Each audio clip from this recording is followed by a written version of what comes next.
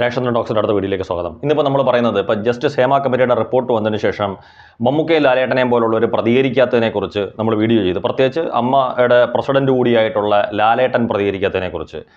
പക്ഷെ പിന്നീട് ഞാൻ തന്നെ ഒന്നുകൂടെ ഒന്ന് ആലോചിച്ചതിന് ശേഷം ഞാൻ മറ്റൊരു വീഡിയോ ചെയ്തിട്ടുണ്ടായിരുന്നു, എന്തുകൊണ്ടായിരിക്കും മമ്മൂക്കയും ലാലേട്ടനും അത്തരത്തിലുള്ളൊരു സാഹചര്യത്തിൽ പ്രതികരിക്കാത്തതെന്ന്. ഇപ്പോൾ ഞാൻ എൻ്റെ ആ വീഡിയോയിൽ പറഞ്ഞിരിക്കുന്ന ഏതാണ്ട് ശരിയായിരിക്കുകയാണ്. അതായത് ഞാൻ ആ വീഡിയോയിൽ പറഞ്ഞിരുന്നത് ലാലേട്ടൻ ഇത്തരത്തിലുള്ള രീതിയിൽ പ്രതികരിക്കാൻ വരുമ്പം സംഭവിക്കുന്നത് എന്താണെന്ന് വെച്ചാൽ ചോദ്യങ്ങൾ അല്ലെങ്കിൽ ഉത്തരങ്ങളെല്ലാം വളച്ചൊടിക്കപ്പെടും.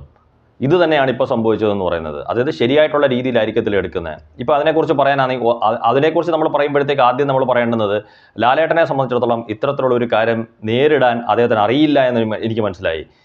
ചുരുക്കം പറഞ്ഞു കഴിഞ്ഞാൽ അദ്ദേഹം ബ്ലോഗ് എഴുതുന്നതെന്ന് പറയുന്നത് അതാണ് അദ്ദേഹത്തിന് കുറച്ചുകൂടെ നല്ലൊരു പരിപാടി എന്നുള്ള കാര്യത്തിനകത്ത് യാതൊരുവിധ തർക്കങ്ങളും ഇനിയില്ല. കാര്യം അദ്ദേഹം മാധ്യമപ്രവർത്തകരെ ഒരിക്കലും ഫേസ് ചെയ്യുകയോ അവരോട് സംസാരിക്കാനോ അദ്ദേഹം ശ്രമിക്കരുത്. ഇപ്പം അദ്ദേഹം ഇന്നലെ ക്രിക്കറ്റ് ലീഗിൻ്റെ പ്രോഗ്രാമുമായിട്ട് വന്നിട്ട് അദ്ദേഹം മാധ്യമപ്രവർത്തകരെ കണ്ടിട്ട് മാധ്യമപ്രവർത്തകരുടെ എന്താണ് അദ്ദേഹം പറഞ്ഞത്? അദ്ദേഹം കുറേ കാര്യങ്ങളിൽ തുടങ്ങി അദ്ദേഹം പിന്നീട് അദ്ദേഹത്തിൻ്റെ ഇത് പുരോഗമിച്ച് ഇങ്ങോട്ട് വരുന്ന സമയത്ത് അതായത് ഒന്നാമത് ശരിക്കും പറഞ്ഞാൽ ഒരു വാർത്താ സമ്മേളനം നടത്താനുള്ളൊരു ഉദ്ദേശത്തിലല്ല അദ്ദേഹം നിന്നത്. സാധാരണ നമുക്കറിയാം, ഒരു വാർത്താ സമ്മേളനം നടത്തുമ്പോൾ എപ്പോഴും മാധ്യമപ്രവർത്തകർക്ക് അഭിമുഖമായിട്ട്, അതായത് നമ്മൾ ഇരുന്നുകൊണ്ടൊരു കാര്യങ്ങൾ ചെയ്യുന്നതും നിന്നുകൊണ്ട് സംസാരിക്കുന്നതും തമ്മിലുള്ളൊരു വ്യത്യാസമുണ്ട്. നിന്നുകൊണ്ട് നമ്മൾ സംസാരിക്കുക എന്ന് പറഞ്ഞാൽ അധിക നേരം നമുക്കിത് നീട്ടിക്കൊണ്ട് പോകാൻ താല്പര്യമില്ലെന്നർത്ഥം.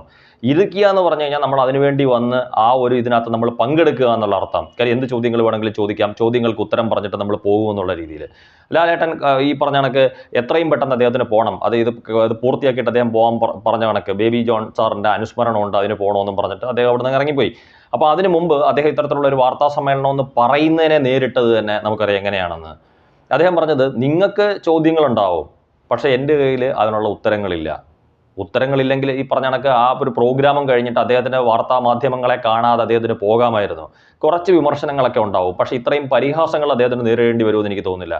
പിന്നെ അദ്ദേഹത്തിനെ സംബന്ധിച്ചിടത്തോളം അദ്ദേഹം അവിടെ പറഞ്ഞ എന്തൊക്കെയാണ് എനിക്ക് തോന്നുന്നത്, ഈ അദ്ദേഹത്തിൻ്റെ ഏറ്റവും വലിയ ഒരു കുഴപ്പമായിട്ട് ഞാൻ എപ്പോഴും കാണുന്നത്, അദ്ദേഹം 1978 സിനിമയിൽ വന്നതും അന്ന് സിനിമയിൽ അനുഭവിച്ചിട്ടുള്ള കഷ്ടപ്പാടുകളും അല്ലെങ്കിൽ സിനിമയെ ഒന്നുമല്ല.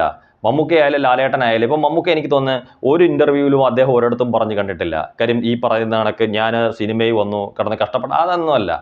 സിനിമ ഈ പറഞ്ഞ കണക്ക് മമ്മൂക്കയ്ക്ക് ലാലേട്ടനും ആവശ്യമായിട്ടുള്ള സംഭവമാണ്. അതായത് സിനിമയ്ക്ക് വേണ്ടിയിട്ട് ഇവർ ജീവിച്ചു, അല്ലെങ്കിൽ ഇവരെ സിനിമ വളരെ നല്ല രീതിയിൽ അവരെ വലിയൊരു രീതിയിലേക്ക് എത്തിച്ചു. അതാണ് അതിൻ്റെ വാസ്തവം എന്ന് പറഞ്ഞാൽ. അല്ലാതെ 78 വന്ന് കഷ്ടപ്പെട്ട കഥകളൊന്നും അല്ല അവിടെ പറയേണ്ടത്. അതൊരു മറ്റൊരു കാര്യത്തിൽ ഇപ്പോൾ ലാലേട്ടനുമായിട്ടുള്ള ഒരു വ്യക്തിപരമായിട്ടുള്ള ഒരു അഭിമുഖം ഏതെങ്കിലും ഒരു ചാനൽ നടത്തുന്ന സമയത്ത് ലാലേട്ടൻ അത് പറയാം.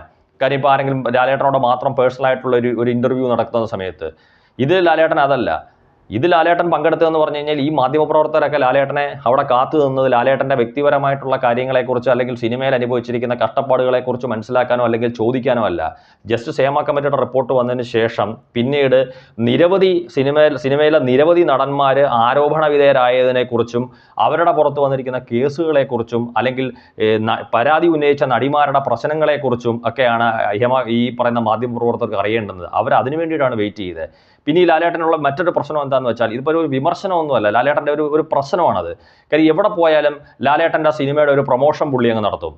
ഇപ്പം തന്നെ ഇന്നലെ അവിടെ വന്നിരുന്നിട്ട് അദ്ദേഹം പറഞ്ഞ എന്താ, എൻ്റെ ബറോസ് എന്ന് പറയുന്ന സിനിമയുടെ ഒരു ഷൂട്ടിംഗ് നടക്കുന്നുണ്ട്. ആദ്യം അദ്ദേഹം ന്യായമായിട്ടുള്ളൊരു കാര്യം പറഞ്ഞു, ശരിയാണെങ്കിലും തെറ്റാണെങ്കിലും അദ്ദേഹത്തിൻ്റെ ഭാര്യയുടെ സർജറിയുമായി ബന്ധപ്പെട്ടിട്ട് അദ്ദേഹം കുറച്ച് തിരക്കിലായിരുന്നു. അതൊക്കെ ഈ പറഞ്ഞ കണക്ക് എന്തുകൊണ്ടാണ് വന്നില്ല. അവിടെയും ഈ പറയുന്ന കണക്ക് വരാൻ പറ്റാത്ത സാഹചര്യത്തിനകത്ത് ബറോസ് എന്ന് പറയുന്ന ഒരു സിനിമയുടെ ഷൂട്ടിംഗ് നടന്നുകൊണ്ടിരിക്കുന്നത്, അങ്ങനത്തെ സിനിമയാണ്, ഇങ്ങനത്തെ സിനിമയാണ്, വിദേശത്ത് നിന്ന് ആരൊക്കെയോ വന്നിട്ടുണ്ട്, അതിൻ്റെ വർക്കുകൾ നടന്നുകൊണ്ടിരിക്കുകയായിരുന്നു, അവരെ എത്രയും പെട്ടെന്ന് തിരിച്ചയക്കണമായിരുന്നു. അവിടെയും ബറോസ് എന്ന് പറയുന്നത് ഇദ്ദേഹം ബിഗ് ബോസിൽ പോയാലും ഇത് തന്നെയാണ് പ്രശ്നം. ബിഗ് ബോസിലിരിക്കുന്ന കണ്ടസ്റ്റൻസിനെ മുഴുവൻ പിടിച്ചെടുത്തിട്ട് ഈ ഏതെങ്കിലും ഇദ്ദേഹത്തിൻ്റെ ഒരു സിനിമ ആ കാലത്തെങ്ങാണ് കഷ്ടകാലത്തിന് തിയേറ്ററിൽ വന്നു കഴിഞ്ഞാൽ ഈ ബിഗ് ബോസിലെ മുഴുവൻ മത്സരാർത്ഥികളെയും പിടിച്ചിരുത്തി അങ്ങ് കാണിക്കും. പിന്നെ അതിനു വേണ്ടിയിട്ടായിരിക്കും ഒരു എപ്പിസോഡ് മാറ്റി വെക്കുന്നത്.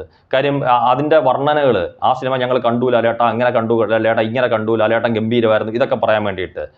അപ്പോൾ ഇതൊക്കെ ചിലപ്പോൾ ഇതിൻ്റെ ഒരു ഭാഗമായിരിക്കും, ഇല്ലെന്ന് ഞാൻ പറയുന്നില്ല. പക്ഷേ ഈ ജസ്റ്റിസ് ഹേമ കമ്മിറ്റിയുടെ റിപ്പോർട്ടിനെ സംബന്ധിച്ചിടത്തോളം ചോദിക്കാൻ നിന്ന മാധ്യമപ്രവർത്തകരുടെ മുമ്പിൽ സിനിമയിൽ അഭിനയിച്ച കഷ്ടപ്പാടുകളെയും ബറോസ് എന്ന് പറയുന്ന 3D വരാൻ പോകുന്ന സിനിമയെക്കുറിച്ചും അതിനകത്ത് വന്ന സാങ്കേതിക പ്രവർത്തകരുടെ കാര്യമോ അവരെ തിരിച്ചയക്കണം അതൊന്നും പറയേണ്ട കാര്യമില്ല. ജസ്റ്റ് എനിക്ക് വരാൻ പറ്റിയില്ല, എൻ്റെ വൈഫിൻ്റെ ഒരു സർജറിയായിട്ട് ബന്ധപ്പെട്ടിട്ട്.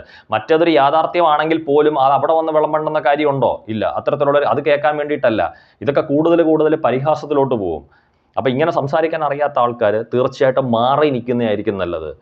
കാര്യം ഈ കുറച്ച് ദിവസം കഴിയുമ്പോഴത്തേക്ക് സ്വാഭാവികമായിട്ടും ഇതൊക്കെ അങ്ങ് തീരും, ഈ പ്രശ്നങ്ങൾ തീരും. അതായത് എവിടെ മമ്മൂക്ക, എവിടെ ലാലേട്ടൻ. മമ്മൂക്ക ലാലേട്ടനൊന്നും അല്ല ഇവിടുത്തെ പ്രശ്നം. ഇവിടുത്തെ പ്രശ്നം എന്ന് പറഞ്ഞാൽ ഹേമ കമ്മിറ്റി റിപ്പോർട്ട് വന്നതിനെ തുടർന്ന് അതിനകത്ത് ഈ പറഞ്ഞ സ്ത്രീകളുടെ സുരക്ഷിതത്വത്തിന് വേണ്ടിയിട്ട് ഭാവിയിൽ എന്ത് നടപടികൾ കൈക്കൊള്ളും, അല്ലെങ്കിൽ അവർക്ക് ഈ പറഞ്ഞ കണക്ക് നിയമപരമായിട്ടുള്ള പിന്തുണകൾ അത്തരത്തിലുള്ള നടികൾക്ക് കിട്ടുന്നുണ്ടോ, കുറ്റക്കാരെ ശിക്ഷിക്കപ്പെടുക, ഇത്തരത്തിലുള്ള ഒരു കാര്യങ്ങളെക്കുറിച്ചുള്ള ചർച്ചകളെ ഇവിടെ നടക്കത്തുള്ളൂ.